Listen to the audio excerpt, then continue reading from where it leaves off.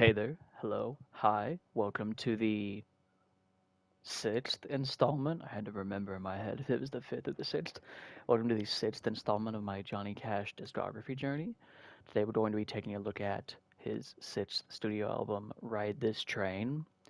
This is a kind of a little bit of an experiment for Johnny. This is a concept album, and it's about the kind of the I think it's kind of a romanticization of the Old West. It's from the perspective of infamous American outlaw, what was his name? John Wesley Hardin, who allegedly killed about 40 people. But we're not going to get into that. That's I'm going to leave that to the actual historians. So overall, I like this album. I first listened to this, when I started listening to this, I listened to Loading Coal. That's the first song. I wrote down in my notes a 3 minute long intro on a 5 minute long song. I just thought that was kind of funny.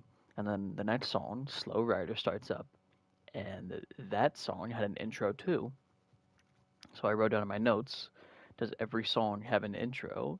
And yes, every song on this album has an intro, and it tells some kind of anecdote. I don't actually know if they're true or not, but it tells some kind of anecdote about John Wesley Hardin.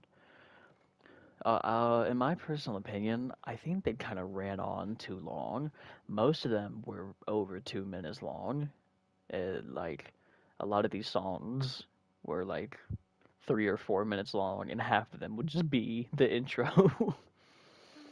But it's it's okay to experiment. He's trying something new. He's getting out of I don't know if he's getting out of his comfort zone because like Johnny Cash fucking loves to sing westerns, but like he's trying something new, and that's okay. We're going to encourage experimentation. Just we're going to try to encourage experimenting with something else next time because the intros on these songs would run way, way, way, way too long.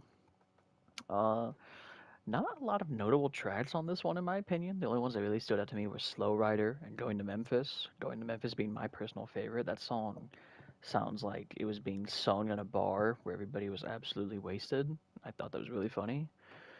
Um, what do I have written down in my notes? Oh, so I have this vinyl record. It's a compilation album of Johnny Cash and Marty Robbins. It's just like a compilation of different uh, gunslinger themed songs that they have. And there's a few songs off of this album that are on that record. It's Loading Coal, Lumberjack, and Boss Jack. So I'd actually heard those songs before I listened to this album, so it's kind of a pleasant surprise.